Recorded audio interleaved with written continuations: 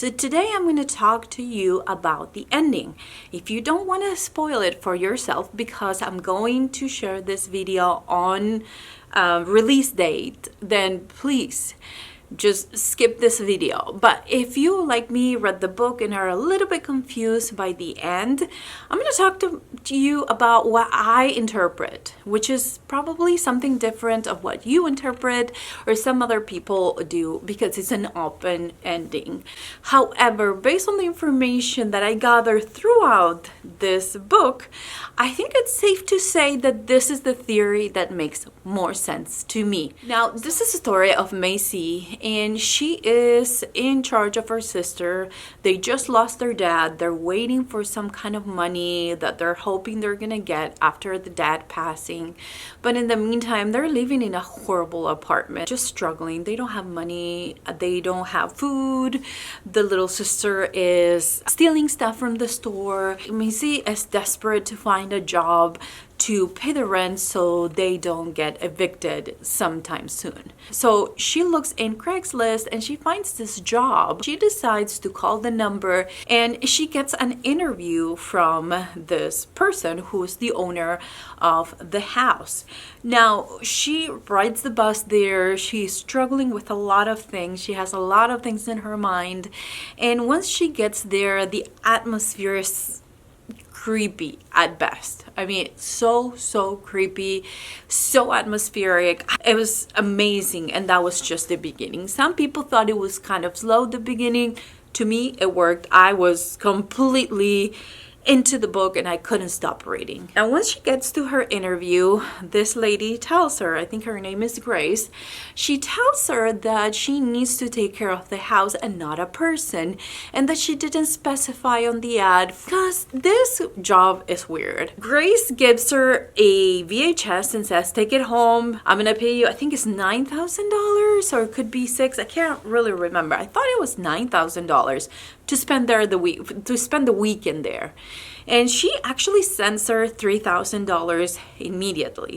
It says, go home, look at this VHS. Those are the rules. Those are the things you have to do for the house. My husband was a little eccentric, and he has some rituals and things that he wants you to do every night. So Macy goes home, she takes the VHS with her, and she tells her sister about the whole thing. And her sister is like, you're crazy, you're not going there. Sounds absolutely crazy. But they still decide to watch together this video. Now, Grace told her not to watch it with anybody else, which at the end, I don't know really how it ties down to anything, or if it's going to, be a part 2 where it's going to explain what happened to the sister. But basically, they watch it and the little sister is like, no, Macy, just don't go. This is too creepy. Like, the kind of thing she has to do is like keep the lights off between 3 and 4 a.m. If a light turns on, which will happen eventually, you go and turn it off. The lights need to stay off, and if one is on, you can keep it on for only 3 minutes. If you go 3 minutes and extra seconds, then there's gonna be an envelope that you have to open, and basically it's gonna tell you what to do. If you see a rabbit, don't let it in the house. Make sure that the doors are locked. There's a series of rituals and things. It talks about visitors and what they do, and you shouldn't let them in the house, and that, what to tell them, if you should comfort them, and all these weird things about things in the house and around the house, which is in the woods. And again, the setting is in the Oregon coast. So she decides to go because by the time she gets those $3,000, she pays her rent, she pays the bills, and she's kind of committed herself from the beginning to take that job. So she shows up, and she's also told, I think it was in the VHS, that once she shows up there, she can't leave. She needs to finish her job or her shift.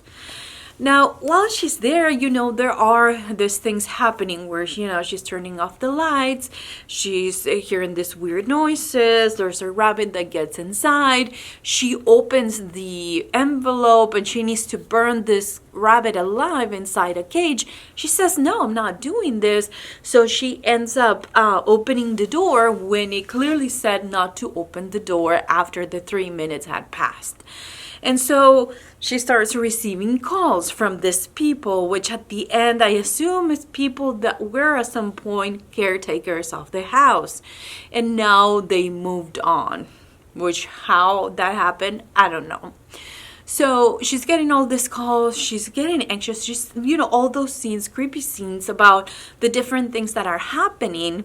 And then eventually, the idea was that if the sun turned red or if it turned orange, can't remember what color, but the sun would turn into this color, then it means that it's the end of the world. And what happened at the end, if you remember, I'm not going to tell you the whole story, but if you remember, she gets a visitor and the visitor sees her. Then she's told by the person on the phone that she needs to follow it into the woods at night when it's all dark, try to find this person. And she has a series of things she has to do in order to cope or to not have to pay worse consequences for whatever she didn't do right. And Macy didn't do anything right. Like, she tried herself. She tried really hard to do everything right, but the lights would be on for longer than 3 minutes. Like, she wouldn't want to kill the bunny. She wouldn't want, there's a lot of things she did that had consequences. And by the end, she is outside and she sees the sun that is turning into a different color after there's a little bit of everything is gonna be okay. So I don't know if this book is going to have a part 2 where we're gonna find out if the sun did turn this other color and it's the end of the world and how it's gonna come to be.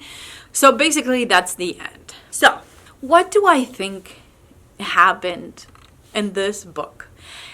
I believe that because this is cosmic horror, the idea that there are beings that are more powerful than humans, whether it's demons or supernatural beings, not really a vampire or a werewolf, but some kind of entities, dark entities that live in a different world, whether that's hell or that's another dark place or dimension.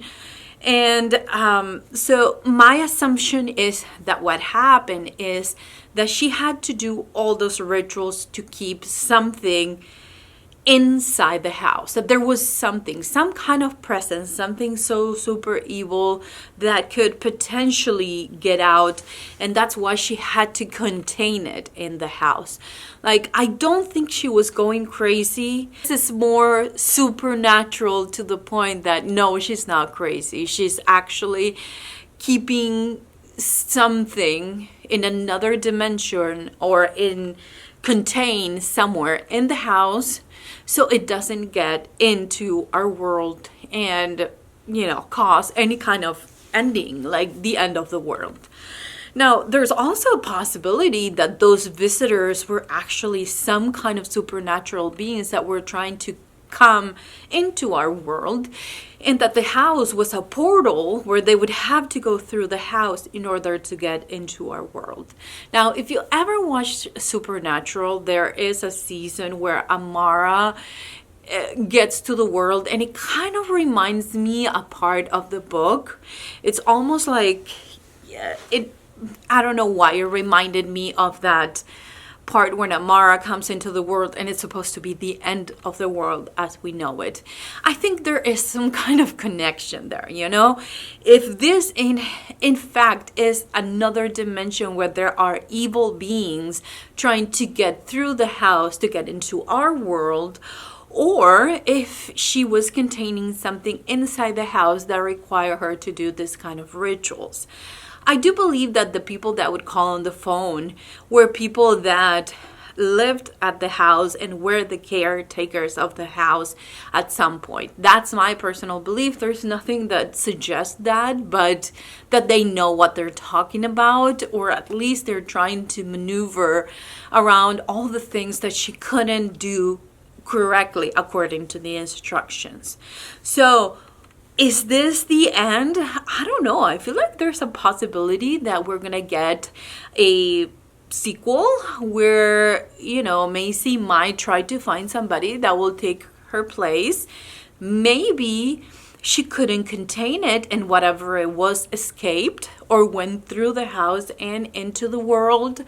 And now we're going to continue this. Maybe I'm just making this stuff up and it's in my head and my imagination, but it's what makes sense in my head.